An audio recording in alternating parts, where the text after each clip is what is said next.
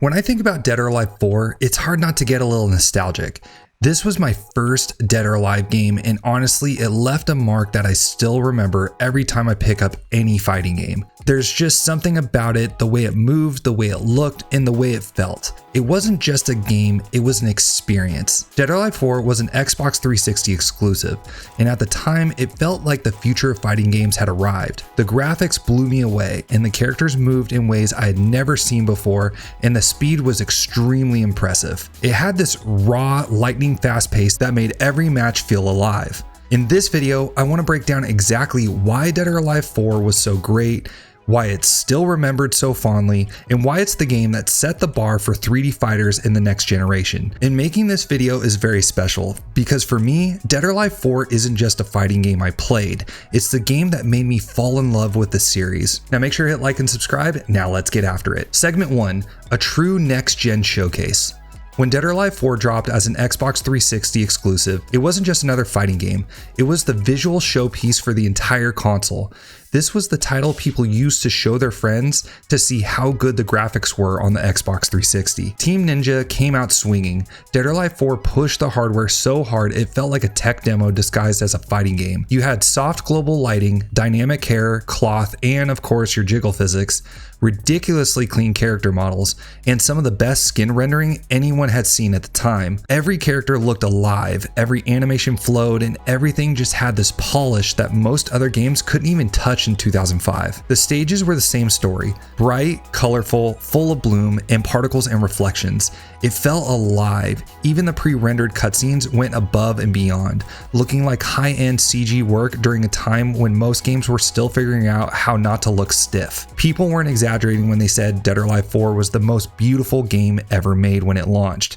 And the crazy part, it actually aged very well. The animation, the physics, and the lighting, it still looks good till this day. Modern games are still trying to recreate some of the fluidity Team Ninja nailed 20 years ago. That's why DOA 4 made such a strong first impression. It wasn't just pretty, it was a showcase for what could be done with the Xbox 360 and what developers were capable of creating. And visuals were only the beginning. Dead or Alive 4 didn't just look next gen, it played next gen. The moment you touched the controller, you could feel the difference. Segment 2, fast, high-tempo gameplay. Once you got past the amazing visuals, the first thing that hit you about Dead or Alive 4 was just how fast it was. DOA 4 isn't just quick for the series, it's one of the fastest 3D fighters ever made. The game wastes zero time. Characters move faster, attacks snap out quicker, and momentum shifts happen instantly. Itagaki and Team Ninja clearly wanted Dead or Alive 4 to feel explosive. Every decision mattered, every read mattered, and every mistake got punished immediately. You weren't sitting there waiting through slow animations or long recovery windows. The pace kept you locked in from the moment the round started. And this speed changed the entire flow of the game. Neutral was sharper, pressure felt more dangerous, and sidesteps were more important. You were constantly making micro adjustments just to keep up. DOA 4 had this almost adrenaline rush rhythm to it, a sense that anything could happen at any time. It gave the game a raw, competitive edge. Even casual players could feel it. The moment you pick up the controller, you would instantly see just how the game moves. It wasn't trying to imitate Tekken or Virtua Fighter. DOA 4 had its own flow. It was fast, fluid, unpredictable, and incredibly fun, which a lot of players still miss till this day. So if you're going to have an insanely aggressive offensive game, that means you have to also perfect one of the most famous defensive mechanics in the fighting game genre. Segment 3, the hold system that defined an era. If you ask longtime DOA players what stands out about Dead or Alive 4, almost all of them will bring up the hold system.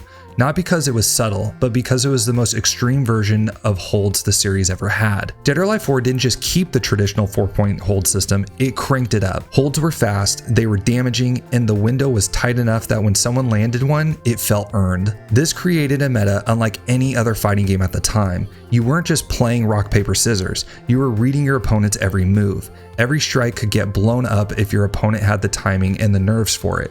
And every successful hold flipped to momentum instantly. It was tense, it was chaotic, and made every exchange feel like a gamble you had to commit to. Now, was it balanced? To be honest, not really. But was it fun and memorable? Absolutely. The hold system gave Dead or Alive 4 its identity. It made the gameplay feel volatile and adrenaline fueled. where one perfect read could change the entire match. And whether players loved it or hated it, they never forgot it. And Dead or Alive 4's mechanics wouldn't have hit as hard if the game didn't give you the perfect playground to fight in, because the stages in this game, they weren't just backgrounds, they were part of the fight. Segment 4, peak stage design. This is Team Ninja at their most creative, most confident, and honestly, their most unrestrained. Every stage in Dead or Alive 4 felt like a living, breathing space with its own identity. You had huge multi-tier arenas, giant drops, breakable walls, and explosive danger zones. It had the works. But it wasn't just spectacle, these stages mattered to gameplay. A single knockback could launch you down a whole flight of stairs. A wall hit could shift the pace instantly, and a danger zone could turn a simple punish into a huge momentum swing. The environments added a layer of unpredictability and excitement that kept every match fresh. You never felt like you were fighting on a flat rectangle. You were fighting across rooftops, digital arenas, and even places straight out of a fever dream. And the best part, DOA 4's stage design didn't feel gimmicky. It was all baked naturally into the combat flow. The game rewarded players who mastered spacing, angles, and awareness of their surroundings. These stages weren't just backgrounds, they were almost characters in it themselves. They had personality, they had impact, and in many ways this was the gold standard for DOA.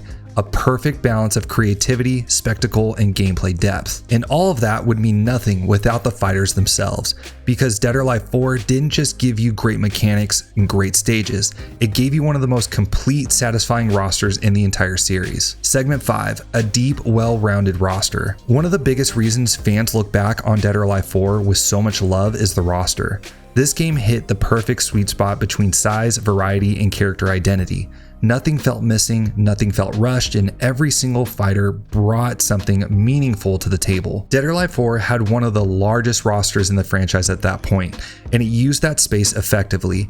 You had the entire core cast, the essential fan favorites, the iconic ninjas, the grapplers, the strikers, and everyone you would expect to be there was there. But the real highlight, the newcomers. Kokoro, Elliot, and La Mariposa were fantastic additions. They weren't gimmicks or one-off experiments. They fit naturally into the world of DOA and quickly became staples in the series because their fighting styles felt fresh and polished right from the start. And of course, you can't ignore the surprise factor.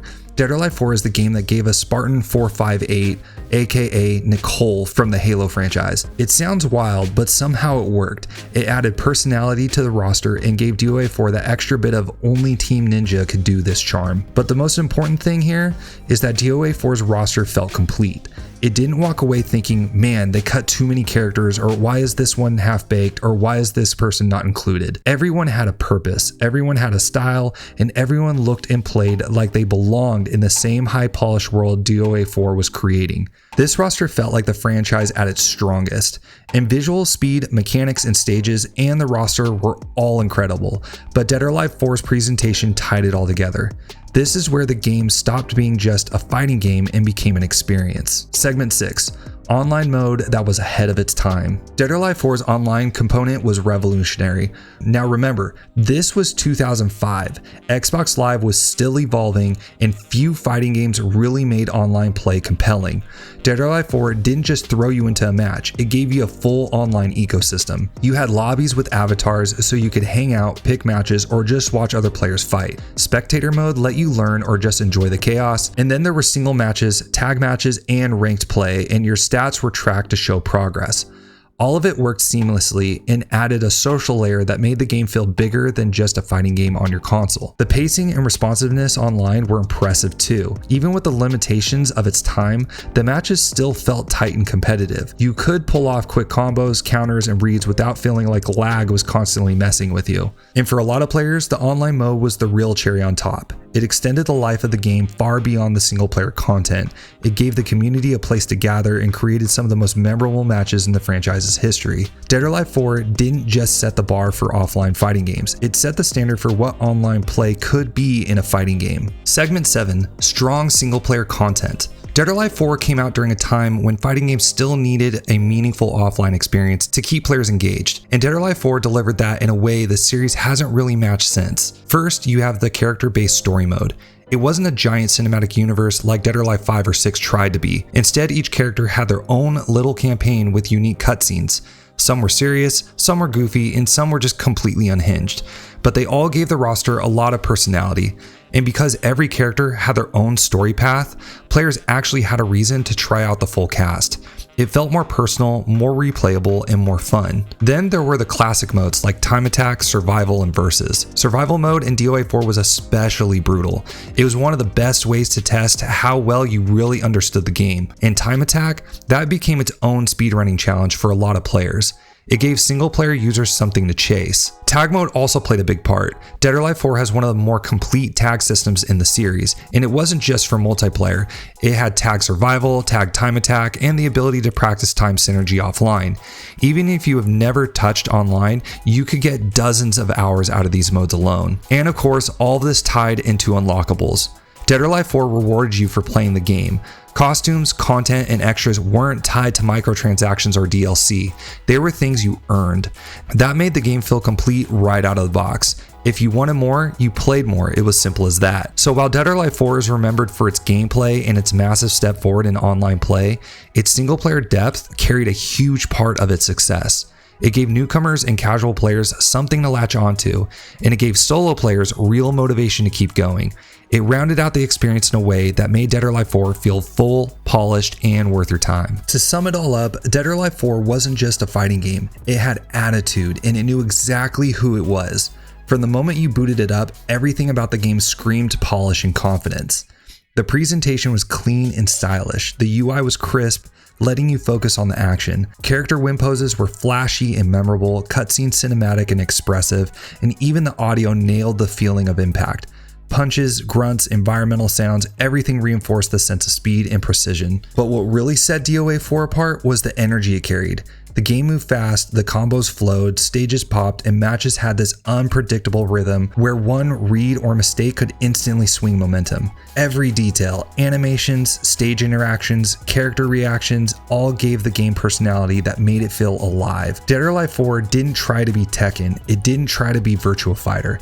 It had its own identity. It was fast, it was fluid and flashy, and unapologetically confident. You weren't just playing the game, you were experiencing it.